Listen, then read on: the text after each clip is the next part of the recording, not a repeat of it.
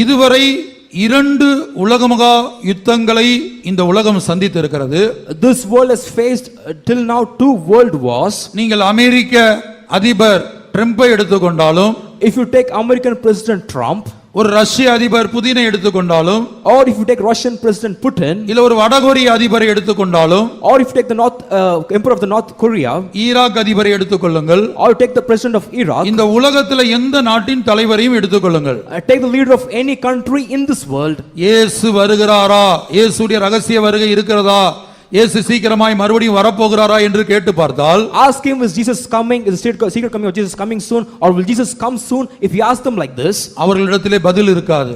they won't have an answer for this. ஒருவேளை தெரியாது என்று சொல்வார்கள், they may say we don't know, இல்ல வர மாட்டார் என்று சொல்வார்கள், they may also say he will not come, இல்ல அவையெல்லாம் பொய் என்று சொல்வார்கள். they will say it's all lie. ஆனா அதே தலைவர்களிடத்தில் நீங்கள் போய் 3ஆம் உலக மகா யுத்தம் வருமா வராதா, But the same leaders, you go and ask them, will the 3rd world war come or not? அப்போது எல்லாரும் ஒருமித்த குரலிலே சொல்லுவார்கள், எந்த நேரத்திலும் வரலாம்.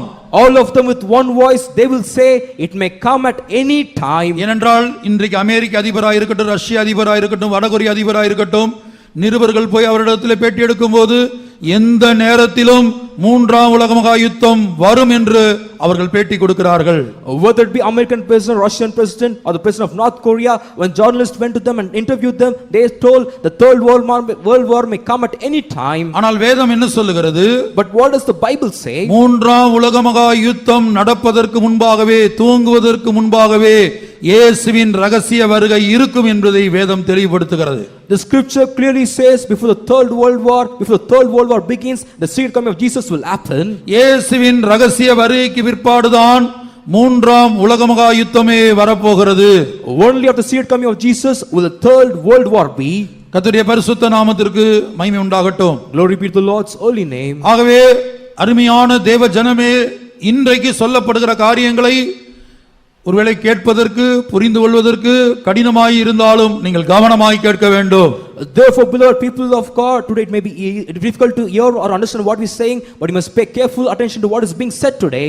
உலக பிரகாரமாக தினந்தோறும் உலகத்திலே பழகி வரக்கூடிய அன்றன்று என்னென்ன நடைபெறுகிறது என்பதை கவனித்து வரக்கூடிய கிறிஸ்தவர்களாயிருந்தாலும் உலக ஜனங்களாயிருந்தாலும் அவர்களுக்கு இதை கேட்கும்போது எளிமையாய் புரிந்து கொள்ளலாம். Whether it may be worldly people or Christians who daily observe what is the day-to-day activities taking place in the world, what we are saying, they may understand it easily. உலக செய்திகளை கவனித்து பார்க்காமல் இருக்கக்கூடிய ஒரு தேவ ஜனம் இருக்கிறது. அவர்களுக்கு சில வேளை இதை கேட்பதற்கு கொஞ்சம் கடினமாக இருக்கலாம். There is a people of God who do not follow the world news. For them it might be difficult to understand what we are saying. கர்த்தருடைய பரிசுத்த நாமத்துக்கு மகிமை உண்டாகட்டும். Glory be to the Lord's holy name.